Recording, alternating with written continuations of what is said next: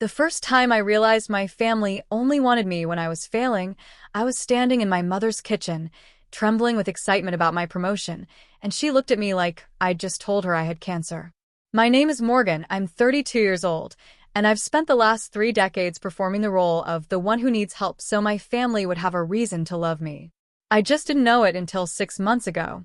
Growing up, I was the problem child. Not in a rebellious, acting out kind of way, more in a can't quite get it together way. I struggled in school despite being smart. I had anxiety that made social situations difficult. I went through a severe depression in my late teens that resulted in a brief hospitalization. I dropped out of college twice. I cycled through jobs, apartments, relationships. I was always in some kind of crisis, and my family was always there to catch me. And I thought that meant they loved me. My older sister Claire was the golden child, graduated summa cum laude, married her college sweetheart, had 2 perfect kids, lived in a beautiful house in the suburbs. My younger brother Ryan was the charming one, good at sports, popular, charismatic, now working in sales and making 6 figures. And then there was me, Morgan, the struggling one, the one who needed support, the family project. But here's the thing I didn't realize until recently. I was also the one they called constantly. The one they checked on. The one they invited to every family dinner, every holiday, every Sunday brunch. Claire was too busy with her kids. Ryan was too busy with his social life. But me? I was always available, always grateful for the attention, always willing to show up. Because I needed them. Or, at least, I thought I did. The shift started about a year ago when I finally found a therapist who actually helped. Her name was Dr. Reeves, and in our first session, she asked me a question no one had ever asked before. What do you want your life to look like? Not what's wrong. Not what are you struggling with. Not how can we fix you. Just, what do you want? I didn't have an answer. I'd spent so long defining myself by my problems that I'd never actually considered what I wanted when I wasn't in crisis mode. We spent months working on it. Unpacking my anxiety and depression, developing coping strategies, building self-esteem, setting goals. It was hard work, the hardest thing I'd ever done, but slowly, I started to feel like maybe I wasn't just a collection of problems. Maybe I was a person with potential. I got promoted at my job. I'd been working as an administrative assistant at a marketing firm, and they moved me into a junior marketing coordinator role with a significant raise. I started dating someone healthy for the first time in my life, a woman named Sarah who was kind and stable and didn't thrive on drama. I moved into a nicer apartment. I started exercising regularly. I was sleeping better, eating better, feeling better. For the first time in my adult life, I was genuinely okay. Better than okay, I was thriving. That's when things with my family started to get weird. It began with my promotion. I was so excited to tell my mom. This felt like proof that I was finally getting my life together. I drove to my parents' house on a Sunday morning, practically bouncing with excitement. Mom, I have amazing news, I announced, bursting into the kitchen where she was preparing for the weekly family brunch. She turned, and I saw her face light up with concern. What's wrong? Are you okay? what? No, nothing's wrong. I got promoted. They're moving me into marketing coordination and giving me a $15,000 raise. I expected squeals of excitement, a hug, congratulations.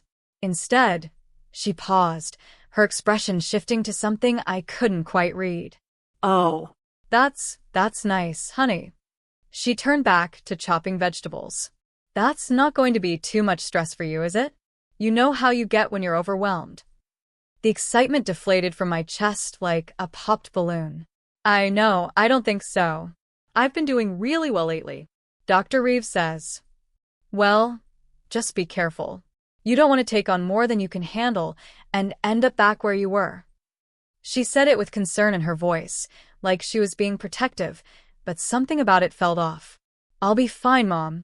I'm not the same person I was 2 years ago. Of course not, honey. I just worry about you. She kissed my cheek. Now, can you set the table? Everyone will be here soon. I set the table, feeling confused and deflated. Why wasn't she happy for me? When Claire arrived with her family, I told her about the promotion. She smiled, but it didn't reach her eyes. Wow, that's great, Morgan. Just make sure you don't burn yourself out. You've always been so sensitive to stress. When Ryan showed up, he high-fived me and said, "Nice. Maybe you'll finally be able to pay for your own drinks when we go out."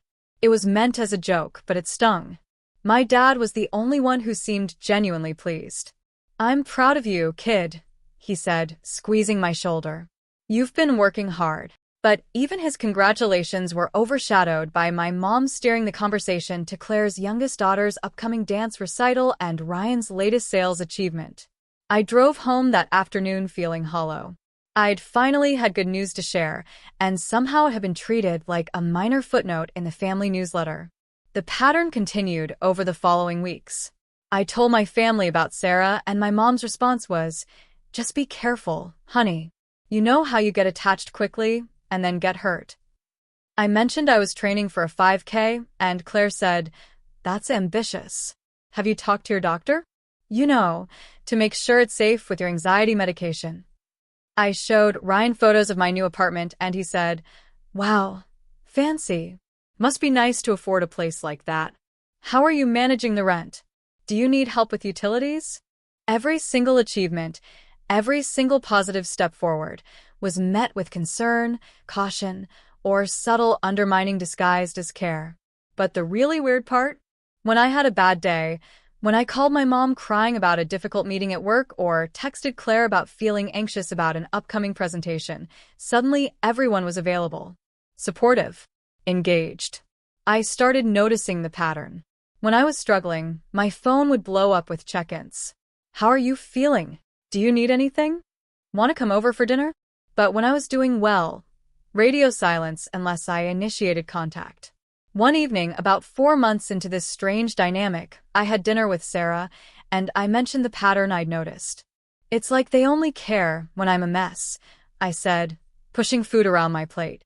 "The second I start doing well, they act weird about it."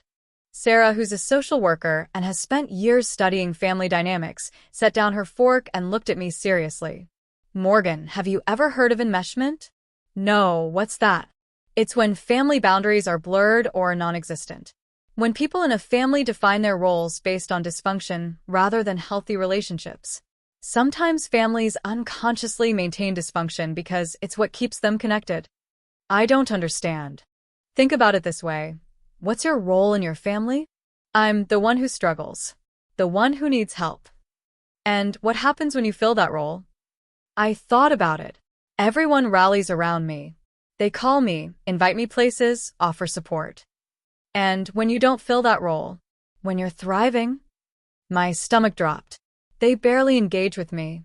Sarah nodded gently. "I'm not saying they don't love you, but it's possible your family has built their dynamic around you being the one who needs rescue. When you don't need rescue anymore, they don't know how to relate to you." I sat with that for a long moment.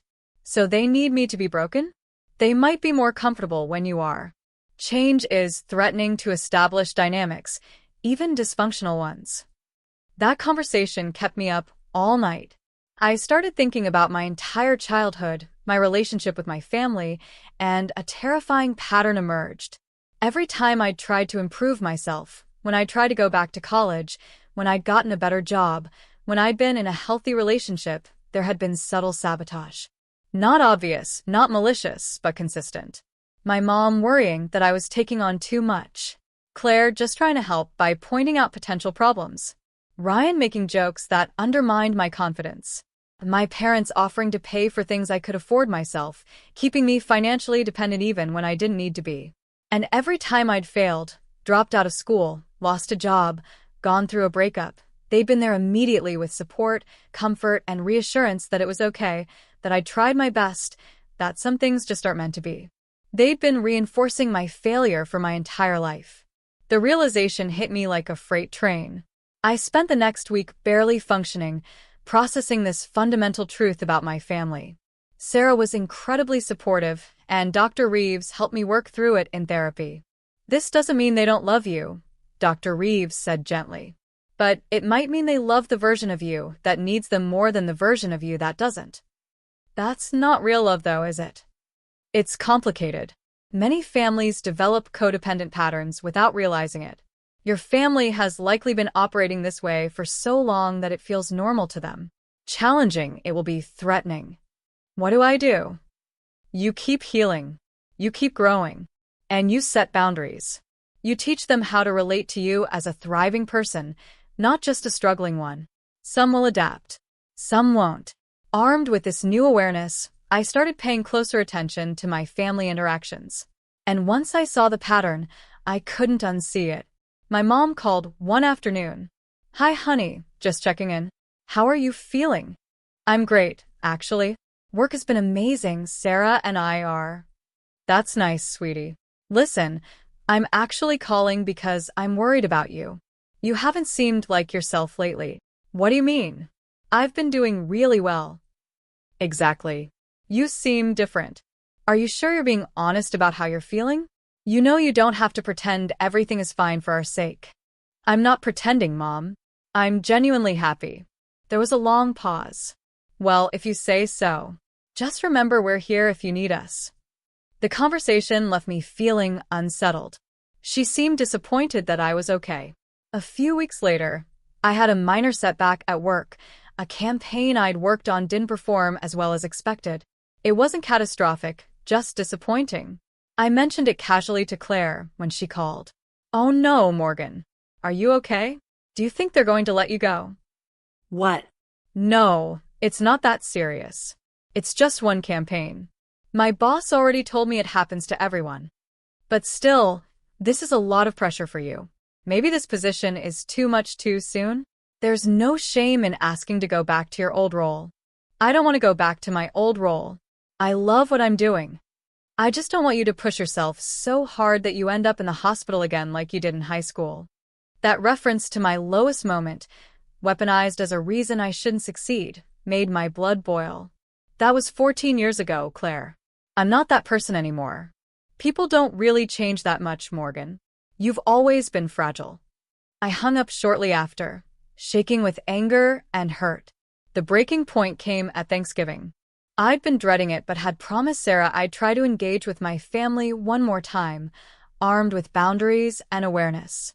We'd role-played different scenarios, practiced assertive responses, and I felt as prepared as I could be. The dinner started normally, catching up, discussing plans, the usual small talk.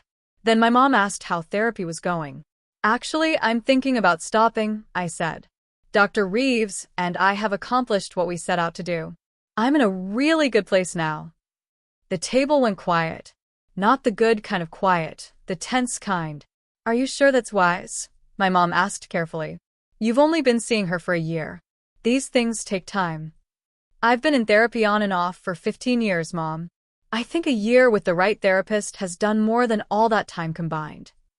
"But you know how you can backslide when you don't have support," Claire added. "Remember when you stopped taking your medication in college? That didn't go well." "I'm not stopping medication. I'm just graduating from therapy. That's actually a good thing." Ryan laughed, not unkindly. "Look at you, all confident now. Just don't get too cocky and forget who's been there for you all these years." Something in me snapped. "You mean when I've been struggling?" I said quietly. "That's when you've been there for me. When I'm doing well, you're nowhere to be found." The table went completely silent now. My dad looked uncomfortable. Claire's husband suddenly became very interested in his phone. "That's not fair," my mom said, her voice trembling. "We're always here for you." "Are you?" "When was the last time you called just to chat, not to check if I was okay? When was the last time we had a conversation where you didn't express concern about my well-being?" "We express concern because we care about you." "No, you express concern because you need me to need you. The second I started thriving, you all started acting weird. Like you're disappointed that I'm happy." "Morgan, that's ridiculous," Claire said sharply. "We're your family. Of course we want you to be happy." Do you? "Because every time I share good news, you respond with warnings and concern. Every time I achieve something, you remind me of my failures. Every time I show up confident and healthy, you try to drag me back down. We're trying to protect you." My mom was crying now. "You've been hurt so many times. We don't want to see you crash again." Or, I said, standing up from the table, you don't want to lose the role I play in this family. I'm the crisis, the problem, the one who needs saving. And without that, you don't know how to relate to me. That's cruel, Claire whispered. We've sacrificed so much for you over the years. And I've appreciated it. But I don't need sacrifice anymore. I need support. Real support for the person I'm becoming, not just for the broken version you're comfortable with. So, what? You're just going to abandon your family now that you don't need us? Ryan's voice had an edge to it. I'm not abandoning anyone. I'm asking you to celebrate my growth instead of sabotaging it. But if you can't do that, then yes, I need some distance. I grabbed my coat. Sarah, who'd been sitting beside me squeezing my hand under the table, stood with me. Morgan, please don't leave like this, my dad said, speaking for the first time. Let's talk about this. I love you all, I said, tears streaming down my face. But I can't keep shrinking myself to make you comfortable. I'm doing well. I'm happy. I'm healthy. And if you can't be happy for me, then I need space to figure out what that means. I walked out. Sarah drove us home because I was shaking too hard to hold the wheel steady. The next few weeks were hell. My phone exploded with messages from family members, some apologetic, some defensive, some angry. My mom called repeatedly, crying, saying I'd ruined Thanksgiving and broken her heart. Claire sent a long text about how I was being selfish and ungrateful after everything they'd done for me. Ryan called me dramatic and said I was playing victim by accusing the family of not supporting me. But there were also surprising moments. My dad sent a simple text. I'm proud of you. I'm sorry I didn't say it enough. I'm listening now. And my aunt, my mom's sister, who I'd never been particularly close with, called me out of the blue. I just heard about Thanksgiving, she said. And I want you to know, I've watched this pattern for years. Your mom does the same thing to me when I'm doing well. It's like she needs people to struggle, so she can feel needed. It's not about you. It's about her. I'm proud of you for standing up for yourself. That call validated everything I'd been feeling. I spent the holidays with Sarah's family instead of my own. It was strange and uncomfortable, but also peaceful. Her family celebrated my promotion, asked genuine questions about my work, and treated me like a whole person, not a fragile thing that might break. In January, my dad asked to meet me for coffee.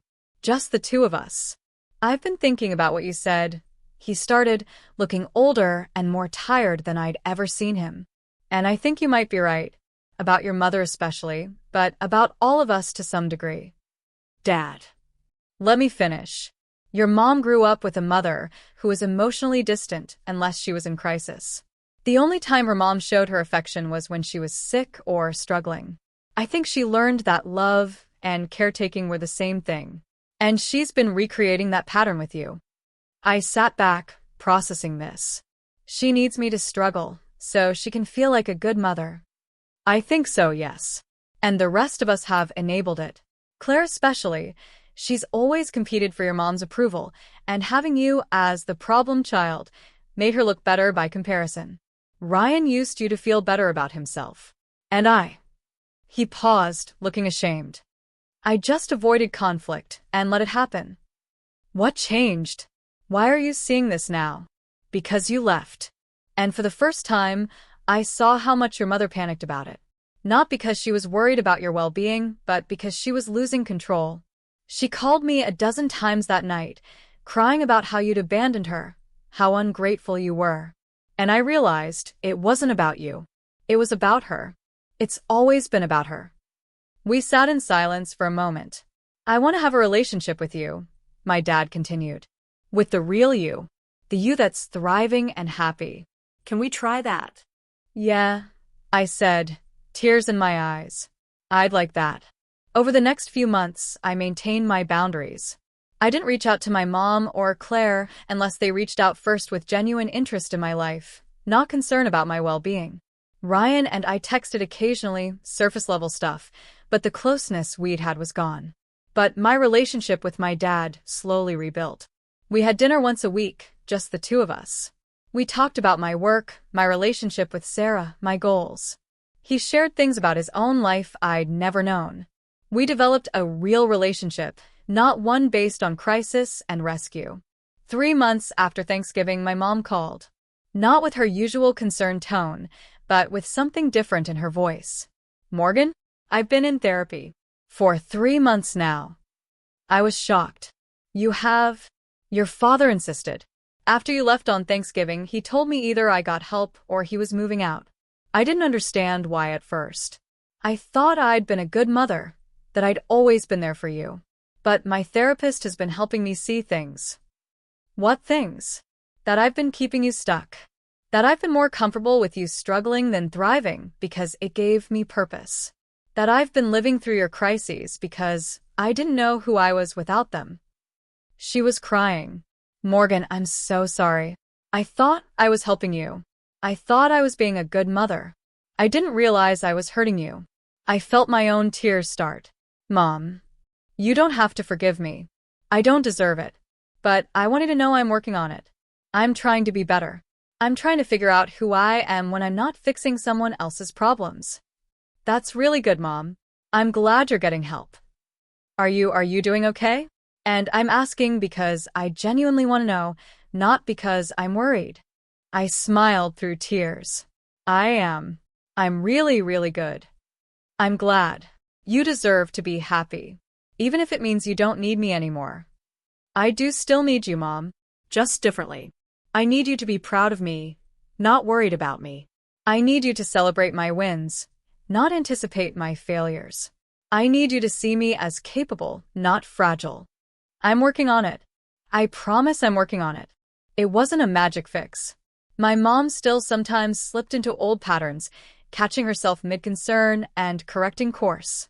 Claire took longer to come around, but eventually called to apologize, stiffly, awkwardly, but genuinely. Ryan and I maintained a surface relationship that might deepen someday but was okay as it was for now. But the biggest change was in me. I stopped shrinking myself to maintain family peace. I stopped downplaying my achievements.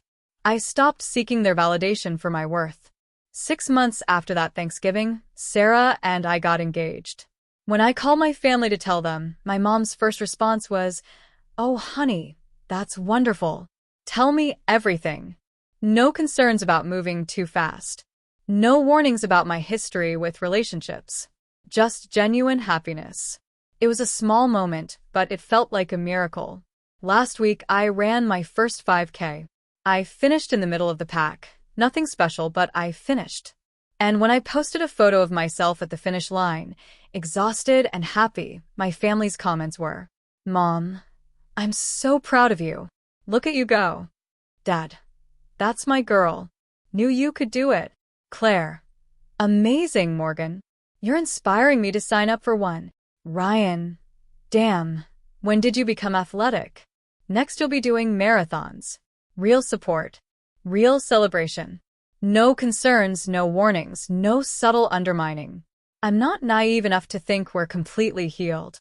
Family patterns run deep, and there will probably be backsliding. But we're trying. And more importantly, I know now that I don't need them to be okay. I'm okay on my own. I'm okay with Sarah. I'm okay in therapy, at work, with friends. I'm okay even when my family can't show up the way I need them to. And that's the real difference. I'm not performing wellness to prove something or struggling to stay connected. I'm just living my life, healing, growing, thriving. They can come along for the ride, or not. Either way, I'm not breaking myself to make them comfortable anymore. Because I finally learned the most important lesson. People who truly love you want to see you whole, not just when you're shattered, and they can play the hero piecing you back together. Real love celebrates your strength. Real love supports your growth. Real love doesn't need you broken to stay close. And I deserve real love.